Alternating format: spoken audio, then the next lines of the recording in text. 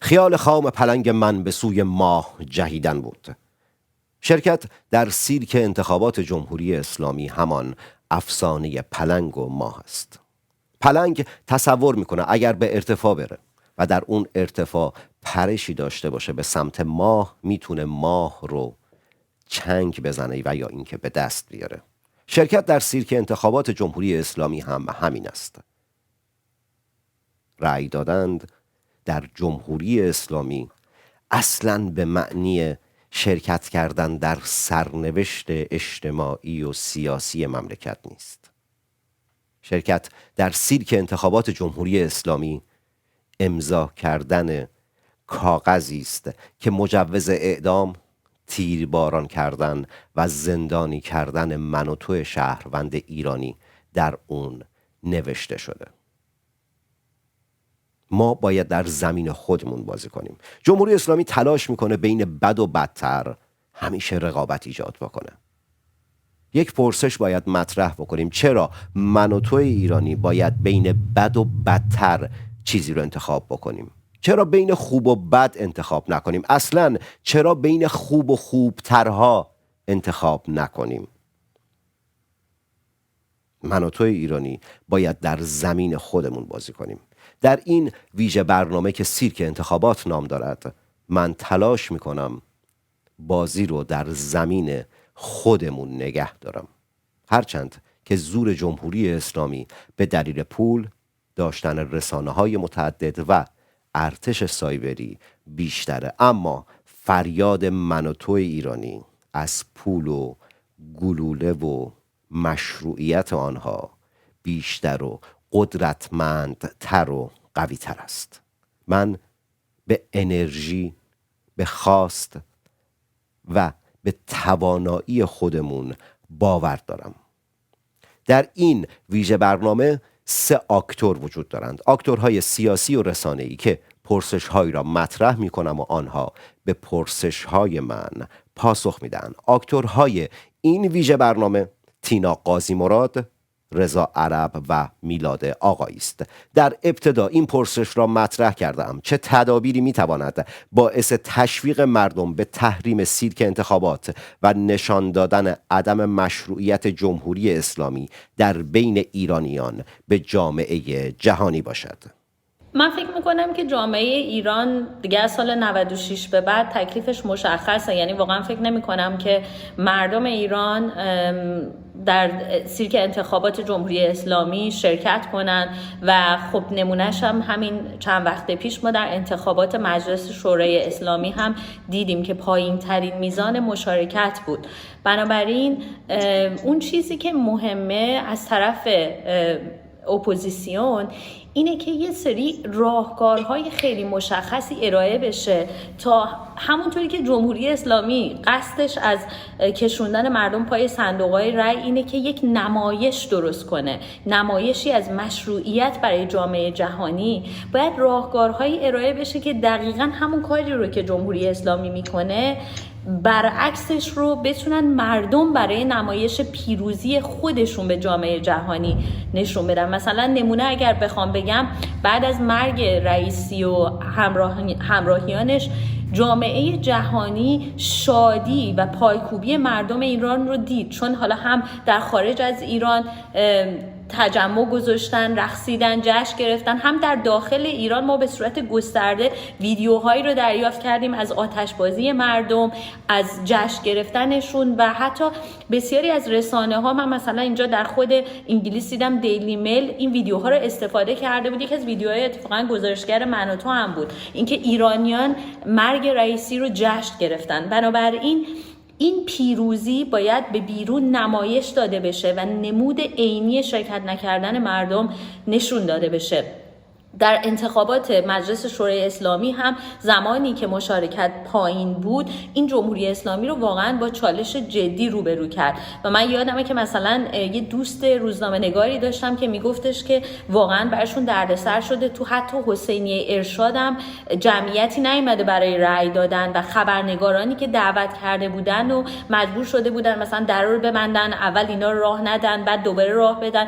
و اینو حتی من یادمه یه روزنامه نگار، خبرنگار آلمانی اگر اشتباه نکنم، توی گزارشاش اینو بهش اشاره کرده بود به خیابان‌های خالی، مراکز رایدهی خالی. بنابراین جمهوری اسلامی میخواد نمایش مشارکت بده، مردم ایران باید نمایش عدم مشارکت بدن. تأکید بر این نکته که تاریخچه انتخابات‌های جمهوری اسلامی باید مرور بشه. کمپین تحریم سیرک انتخابات باید روی این تاریخچه رژیم جمهوری اسلامی و انتخاباتی که تا حالا برگزار کرده تأکید کنه. رژیم اسلامی تا حالا 6 تا رئیس جمهور به خودش دیده. هیچ کدوم از این نمایش هایی که برای ریاست جمهوری برگزار کردم آزاد نبوده مثل بقیه انتخاباتاش. اما در هر سیرک انتخاباتی هم افرادی اومدن دستچین شدن، به مردم وعده‌هایی فروختن که میتونند دردی از مردم رو دوا کنند. جدای از 2 رئیس جمهوری که به مرگ‌های سوءظن برانگیز درگذشتند، باقی افراد در همون 1-2 سال اول تصدیشون بر این پست فهمیدن که تدارکاتچی رهبر رژیم هستن، به این اعتراف کردن و معمولاً هم طرد شدن.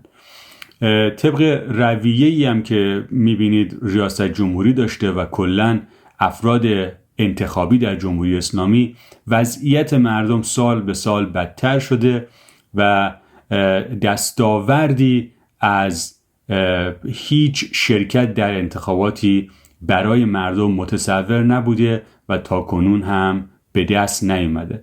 تأکید کمپین تحریم انتخابات به اون دست افرادی که هنوز امیدوارند ممکنه در انتخابات، از راه انتخابات گشایشی برای مردم و کشور ایجاد بشه، تأکید بر این نکته، بر این تاریخچه‌ای که جمهوری اسلامی از سر گذرونده و تباهی که به بار آورده سال به سال، فارغ از سیرک‌های انتخاباتی که برگزار کرده، یکی از اون اقداماتی است که باید کمپین تحریم سیرک انتخابات برش تاکید بکنه.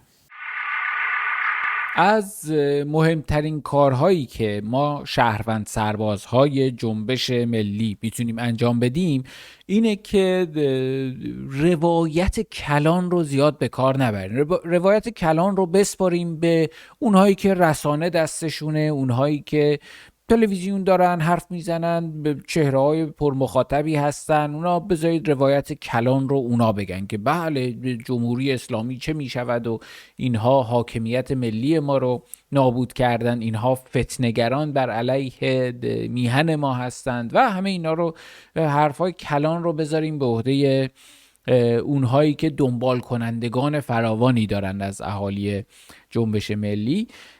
ولی من و شما شهروند میتونه کارمون این باشه که روایت ها رو شخصی بکنیم، یعنی میکرو نراتیو تولید بکنیم، روایت های کوچک از این که من چه نفرتی دارم از جمهوری اسلامی، من چقدر آسیب دیدم یا من چقدر متنفرم از این که برم دوباره به دامان کسانی که اینها زدن بچهای مردم رو کف خیابون کشتن، همه‌شون دست دارن، یعنی دو اصلاح طلب و اصولگرا و اینوری و اونوری، اینا همه‌شون دستشون به خون آلوده است. در دوره‌های گوناگون اینا سرکوب کردن، مردم رو کشتار کردن و هر کدومشون هم میان میگن تقصیر من نبود، کی بود آستینم بود و اینا. و ما بیایم با شهروندان انبوهی از روایت ها داریم، ما حرفای شخصی، این که من چرا نمیرم رأی بدم زیاد داریم برای گفتن، این که من چه صحنه هایی دیدم که اصلا میخوام دیگه سر به تن این جمهوری بربرها نباشه، اصلا آخوند میبینم حالم بد میشه، احساس تنفر دارم، آدم این تیپای ریش و پشمی و این تیپا رو میبینم منزجر میشم و اونقدر احمق و بیوجدان و بی صفت نیستم که پاشم برم رأی بدم به اینها و این میکرو نراتیو رو گسترش بدیم. فکر نکنید همه میدونن، فکر نکنید همه خبر دارن. حتی اگر همه خبر دارن، گفتن این باعث میشه که شما دوستانی رو پیدا بکنید و در جمع دوستانی که هستید هم باعث همدلی بیشتر میشه و انرژی و امید بیشتری رو برای انجام کارهای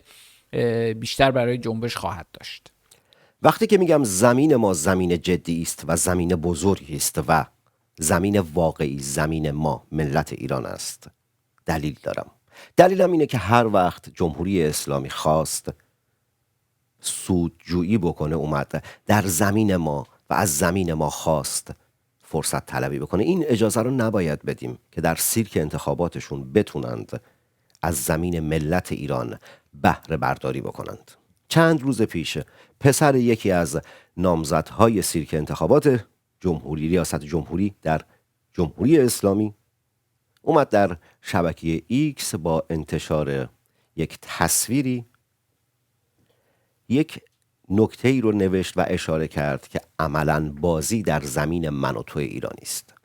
این روزها که صدای ملیگرایان و هویت ملی من و تو بلند شده و در جامعه جاری شده و من و تو ایرانی به دنبال هویت ملی خود هستیم و فریاد ملیگرایی میزنیم، عوامل رژیم جمهوری اسلامی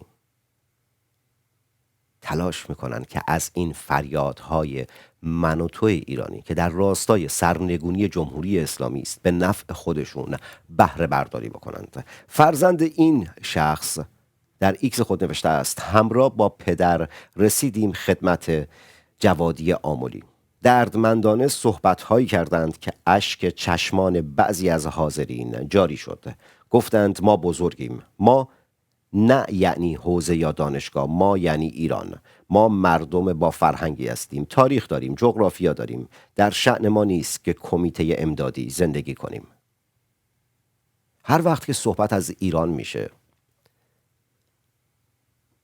من و توی ایرانی، من و توی ملیگرا میدونیم چرا حرف از ایران میزنیم. اما هر وقت که عوامل جمهوری اسلامی، آدمهای جمهوری اسلامی صحبت از ایران میکنند، تردید نداشته باشید که به دنبال منفعت و سود جویی هستند.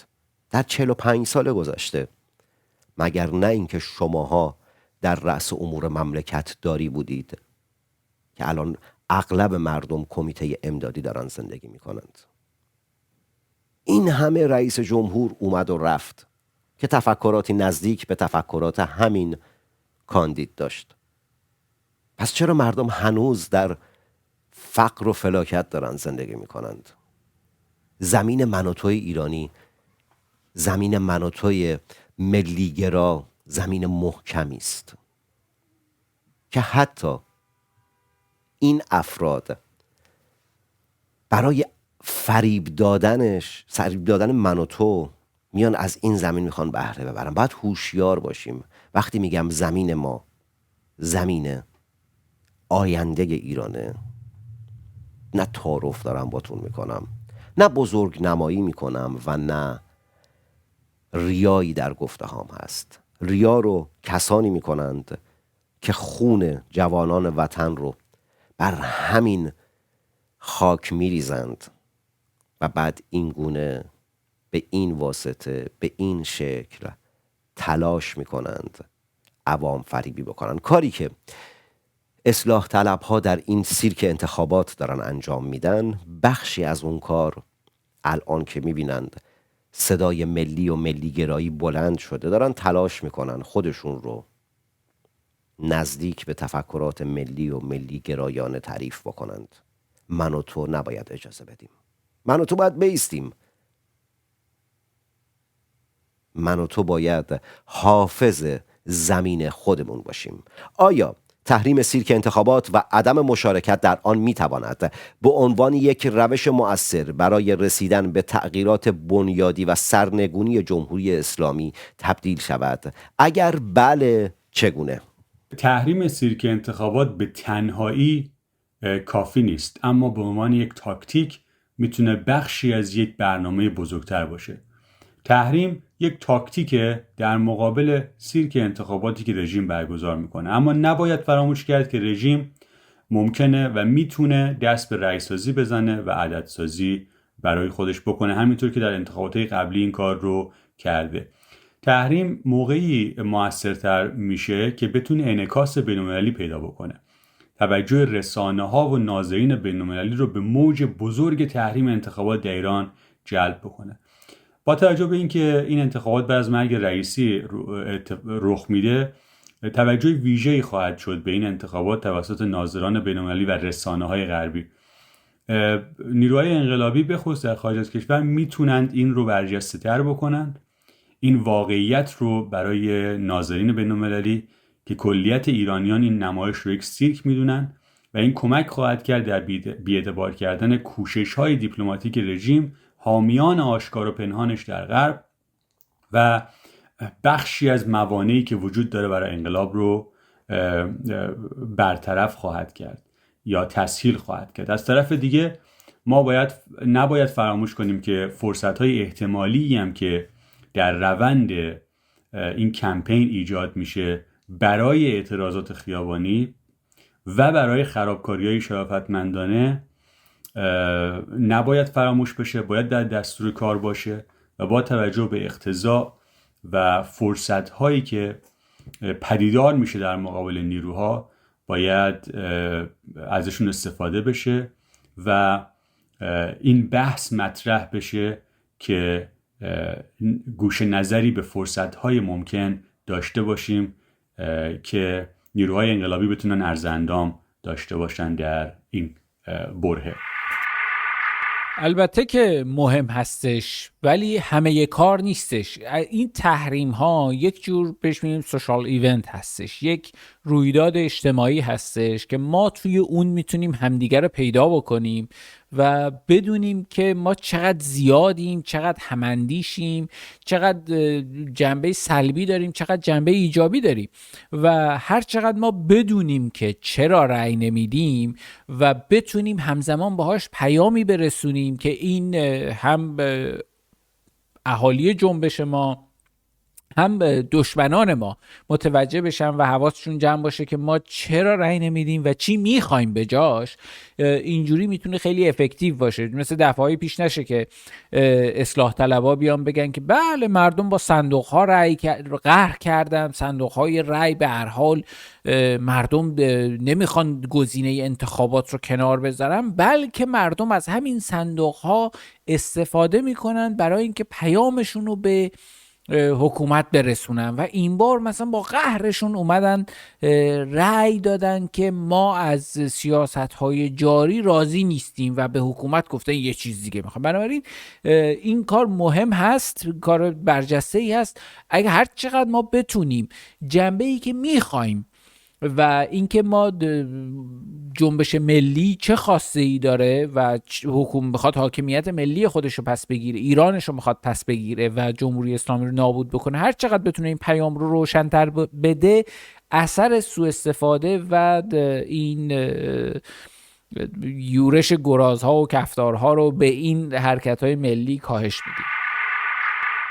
صحبت‌های منو باید در این چارچوب در نظر بگیری که من باور دارم مردم ایران در انتخابات جمهوری اسلامی مشارکت نمی‌کنن و اینکه اگر تمرکز اپوزیسیون روی این مسئله باشه که مردم رو تشویق به تحریم انتخابات کنه، به نظر من این بازگشت به عقبه. چون از سال 96 به بعد دیگه ما میدونیم مردم تکلیفشون با جمهوری اسلامی مشخصه. تدابیری که میتونه کمک کنه برای این حالا نمایش عدم مشارکت، ارائه راهکارهایی که به صورت تصویری همونطور که توضیح دادم مثلا مرگ رئیسی مردم نشون بدن که مشارکت نکردن، خلوت بودن و خالی بودن مراکز رأیگیری، خیابان‌ها، یعنی حتی اگر که شما رأی هم نمیدین ولی مثلا قصد دارین برای خرید خانگی به سوپرمارکت محلتون برین، سعی کنین خریداتون روز قبل کرده باشین.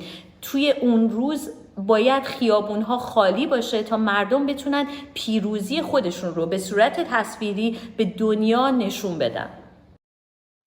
جمهوری اسلامی اول آخر رأی سازی خواهد کرد. جمهوری اسلامی سیرک انتخاباتش رو برگزار خواهد کرد.